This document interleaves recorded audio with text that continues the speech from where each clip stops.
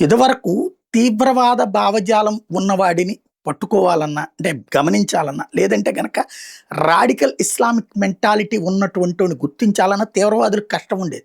కానీ ఇప్పుడు వాళ్ళకి సోషల్ మీడియా పుణ్యమా అని ఈజీ అయిపోయింది. దాంతో ప్రపంచవ్యాప్తంగా ఉన్న తీవ్రవాద సంస్థలు భారత సోషల్ మీడియా ప్లాట్‌ఫారాల్ని ఫాలో అప్ చేసుకొని కొత్త తీవ్రవాదుల్ని ఆన్‌లైన్‌లోనే రిక్రూట్ చేసేసుకుంటున్నారు. వాళ్ళని ఇక్కడే ఆయుధదారులుగా తయారు చేస్తున్నారు. ఇక్కడే వాళ్ళని తీవ్రవాదులుగా తయారు చేస్తున్నారు. తెహ్రీకి తాలిబాన్ పాకిస్తాన్ ఎవరిదిది?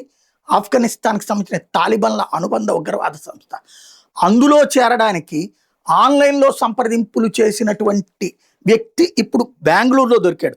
అసాపుల్ మాలిక్ అనేటటువంటి వాడు ఆఫ్ఘనిస్తాన్‌లోని తాలిబాన్‌లకి సంబంధించినటువంటి అనుబంధ తీవ్రవాద సంస్థ అయినటువంటి తెహ్రీకి తాలిబాన్ పాకిస్తాన్‌తో కమ్యూనికేట్ చేసే ప్రయత్నం చేశాడు. వాళ్ళతో కమ్యూనికేట్ చేసుకున్నాడు కూడా. వాళ్ళలో ఉన్నటువంటి ఉగ్రవాద నాయకులతో కమ్యూనికేట్ చేసుకున్నాడు.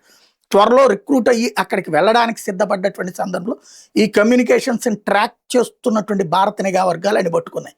ఇప్పుడు అరెస్ట్ చేసినాయి. కోర్టులు ఏమంటే వాడు తీవ్రవాది కాలేదు కదా అంటే, ఆ భావజాలం ఉందంటే ఇవన్నీ భావ ప్రకటన స్వేచ్ఛలో భాగమని వాదించినటువంటి సందర్భాలు గతంలో ఉన్నాయి.